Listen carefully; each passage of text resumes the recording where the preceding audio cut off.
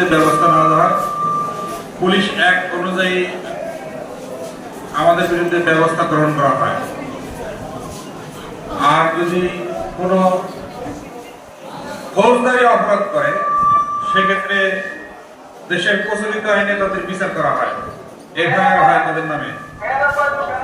Police হত্যার সাথে যারা জড়িত তাদেরকে শনাক্ত করে দেশের প্রচলিত আইনে বিচারের আওতায় আনার আহ্বান জানাচ্ছি। ভিডিও ফুটেজে অনেক কিছু বেরিয়ে আসছে, ভিডিও ফুটেজ দেখে তাদের বিরুদ্ধে আইনানুগ ব্যবস্থা গ্রহণ করার জন্য আহ্বান জানাচ্ছি আমি।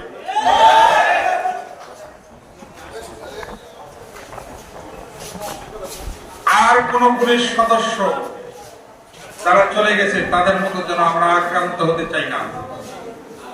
1971 সালের প্রথম বুলেট রাজারবাগ পুলিশ লাইন হইতে প্রতিবাদের প্রথম বুলেটটা পুলিশ ফুটিয়েছিল।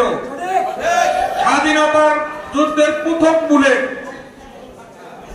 সেই পুলিশকে আজ আমরা জনগণের শত্রুতে পরিণত হয়েছি। আমরা কারো প্রতিপক্ষ না, আমরা এর থেকে পরিত্রাণ চাই।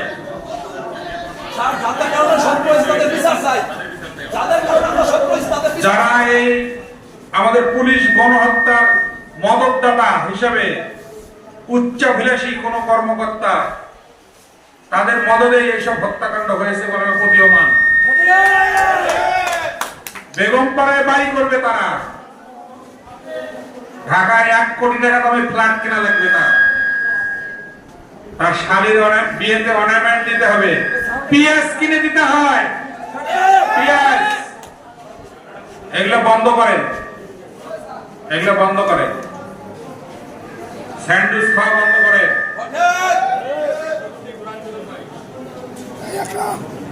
আমরা এই দেশের সূর্য সন্তান, নিঃসন্দেহে সূর্য সন্তান।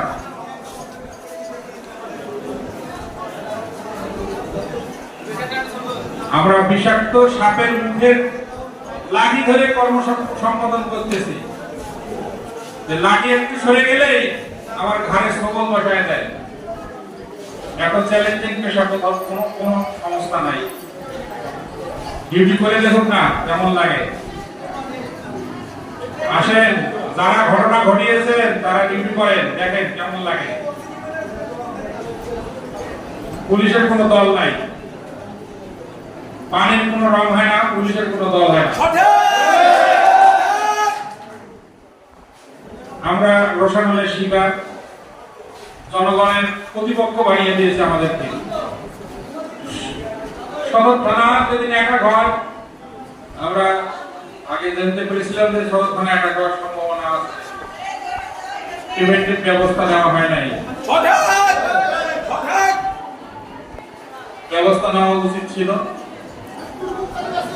তবে আমাদের পুলিশ সুপার স্যারের সুযোগ্য নেতৃত্বে আমরা ওখান থেকে পরিত্রাণ পেয়ে পুলিশ লাইনে এসে অবস্থান করতেছি। সেদিন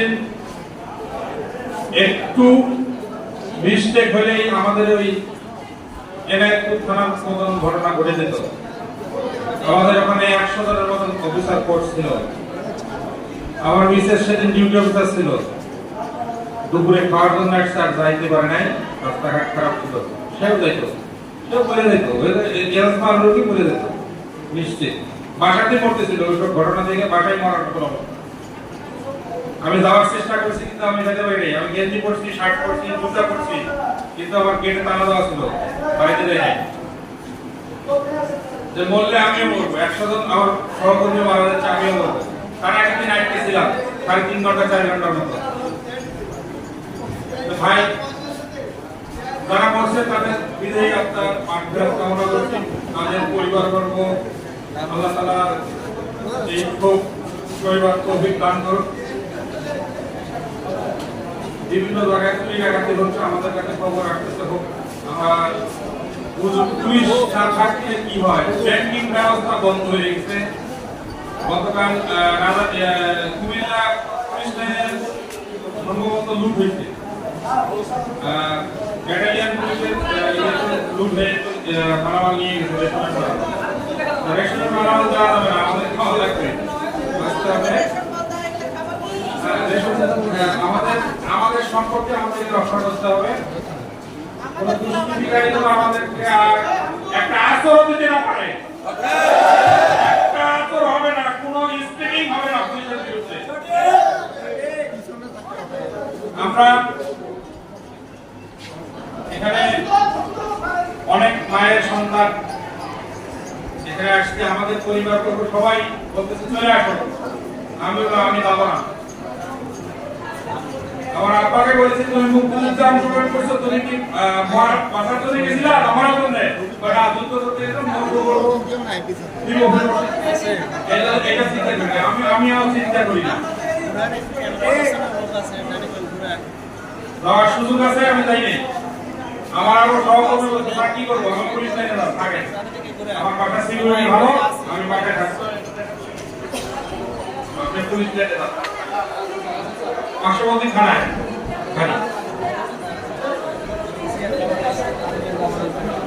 সবাই ধৈর্য ধরেন, কেন্দ্রীয় সিদ্ধান্তের অপেক্ষা করেন, দেখা যাক কি হয়।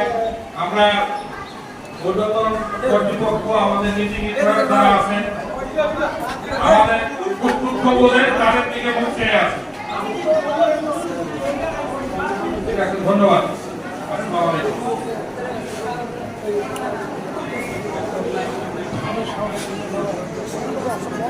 আমার প্রিয় সহকর্মী, আসসালামু আলাইকুম। আমি আজকে একদিন হলো আপনাদের এই জেলা কমিশন যোগদান করেছি। আমি দীর্ঘদিন আগে এর সাথে সবাই ঢুকেছি।